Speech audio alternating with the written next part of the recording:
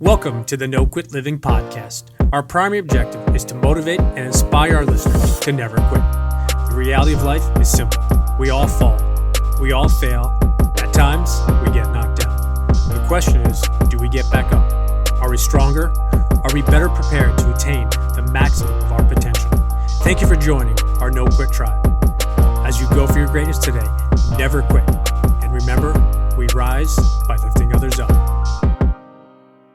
Welcome to episode number 249 of the No Quit Living podcast. I'm your host, Christopher J. Worth, and today's theme of the day is We Will Get Through This Together. Our quote of the day comes to us from Henry Ford. Coming together is a beginning, staying together is a process, and working together is success. As we are going through a worldwide pandemic with the coronavirus right now, I think that above quote has never been more important or relevant. First and foremost, I want to say that I hope everybody is remaining safe and healthy, washing your hands, using sanitizer, and remaining both careful and cautious, not only with your own health, but the health of others also. And I want to share that the opinions and ideas that are discussed on today's episode are just that, opinions. And in no way, shape, or form will we provide any medical advice or suggestions, as we are not medical professionals. On our last episode, our guest, Jay Billis, the ESPN college basketball announcer, shared some really great input and insight regarding the coronavirus, as well as this year's men's and women's college basketball tournament, but also college sports in general, and the impact it has had and will continue to have moving forward. But I think that Jay's best advice was in his parting words, when he shared the fact that we will get through this together, we have in the past, and we will in the future. I think it's really important to touch on that and the fact that we will get through this together. Of course, these are challenging times, uncharted waters, but we need to do this together. We need to do it together as opposed to against each other, and we need to positively impact not only ourselves, but those people around us as well. A good friend of mine, Damon West, shared a video a couple days ago when he was talking about the importance of, even though we might be working from home, having kids home and or grandkids with us, possibly grandparents in the same homes, we need to make sure that we stick to a consistent routine. And one of the things he touched upon, and I couldn't agree more, is the importance of sticking to our morning routine. What he was talking about was getting up at the same time, going to bed at night at the same time. We can't control a lot of the things that are going outside of our homes, but we can control a lot of the things that are in our homes. And starting off your own day on your terms is especially very important. Another thing that I've seen a lot of people do in regards to their working out is being creative. For me, I'm a 4 a.m. gym guy, and obviously my gym, just like almost everybody else's, has been shut down. And a good friend of mine the other day shared the idea with me. He said, Chris, you need to get creative now. So what we've been doing is we've been going to tracks, we've been using stairs, we've been using football fields, doing sprints, doing all different types of things, getting creative with our workout. Is it ideal? No. Is it what I'm used to and I really love to do? Absolutely not. Another thing someone has talked about, and I've seen a lot, is the importance of meditation. And I read a great book, Now is the Time, within the last week, and it talks quite a bit about meditation. And I think the thing for people to understand about meditation is the importance of being as consistent as you can. It's not about doing it for 30 or 40 or 50 minutes straight.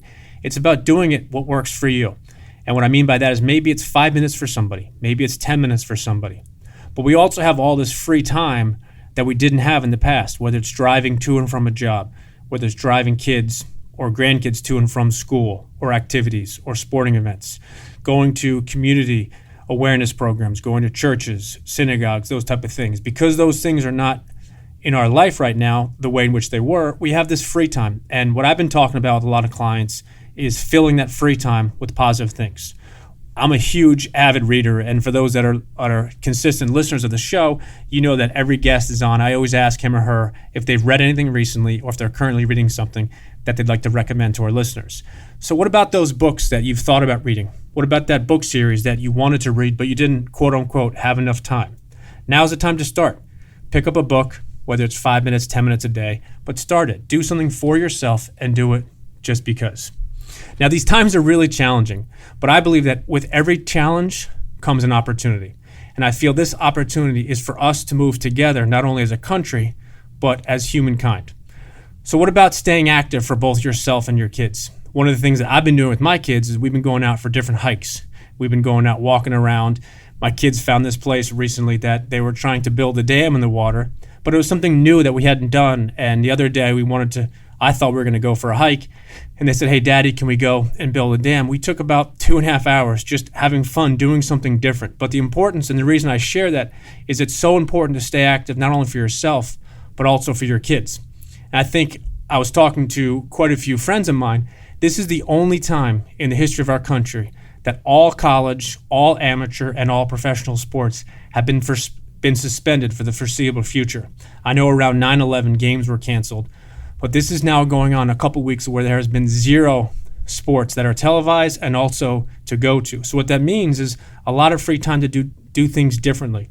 So one of the things I know a lot of people have been talking about is starting a new series, picking up a movie. I know with Amazon Prime and Netflix and Hulu, there's all these amazing outlets where people can find something to do. Maybe you can find a series to watch with your spouse or a loved one.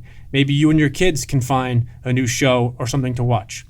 Another thing that I was thinking about recently for myself is, what about picking up an instrument again? What I mean by that is, what about that instrument you used to play and used to enjoy, but again, you quote unquote don't have enough time for? Possibly, what about picking up a new instrument? What's that instrument that you wanted to try, that you haven't had time or you haven't had the interest in? A good friend of mine the other day was sharing some of the projects that he was doing around the house, whether it was cleaning up your yard, repainting part of your house, or maybe finishing off that quote-unquote unfinished basement. Here on the East Coast, we're just finishing up the winter, getting into the spring, and I know it's an opportunity to get outside. And that's one of the things that I think is really important, and I shared about my kids a couple minutes ago, is getting outside and doing something different, staying active, keeping your mind active, keeping your body active as well. Now, we all have this free time that I spoke about as we're working from home, and other responsibilities are, in essence, postponed for a while. What about reconnecting with old friends or family? I know I, myself, am always busy, and you have those excuses where you say, you know what, I don't have the time. Pick up your phone. Call that friend or family or loved one. What about Zoom? What about Skype? Using FaceTime or maybe even WhatsApp. There are so many free, amazing opportunities to connect with someone, and here's the reality right now. There's no excuses. So let's connect with people. Let's reconnect with others. And I think it's the importance of the power of positivity. We talk about a lot is the power of your tribe. Who is in your inner circle? Jim Rohn has a famous quote that I've shared so many times. You are the average of the 5 people you spend the most of your time with. So who are those people that you're connecting with? Who are those people that you are reconnecting with? And the other thing that I think is so important, especially now, is who are you following on social media and the news? What are you putting in front of your eyes? What are you putting in front of your ears? What are you saying? What are you saying to others? I think in this time and day, it's so important to make sure that your mental health is on point. And I think if you're following those people and looking at those people that are just focusing on the bad, focusing on the fear, focusing on the negative, what it's going to eventually do, it's going to eventually eat into you. It's going to make you get anxious. It's going to really start to make you fearful. And I think the reality is what we need to do is we need to be first and foremost safe and healthy. That needs to be a priority as our country. But we also need to take it a step further, is we can't be fearful of this. Of course, you need to be careful, but you don't need to be fearful. And I think that it's so important to be living in faith, remaining optimistic. Again, still being cautious, but staying positive as we move together. I think it's so important to be empathetic for others, for neighbors, friends, because the reality is every single one of us, we're going to go through this differently. What's going to impact me or affect me personally might have zero or little impact on somebody else. So please try to be empathetic towards others. And the thing I say all the time is remember that we all handle these obstacles, these challenges, these opportunities very differently. And just because I handle something easier than somebody else or vice versa doesn't make anybody right, nor does it make anybody wrong. So I challenge you today to do 2 things. Number 1, do something today new for you. Don't get stuck in that rut, especially as many of us now have limited time to go out and do what we can do. Do something brand new for you. Pick up a new book, pick up that new instrument, watch a brand new movie or series, or perhaps maybe try meditating or even journaling. And number 2, I challenge you to check on someone today. Not someone you speak to every day or every other day, but instead reach out to a friend or a loved one that maybe you haven't spoken to in quite a while and make sure that they are doing okay. But then go ahead and ask them if there's anything that you can do for them. I think an analogy I love the sport of boxing. I love watching boxing. I've always been a fan since I was little. But the thing I love most about boxing, in boxing, you do not lose if you get knocked down. You only lose if you stay down.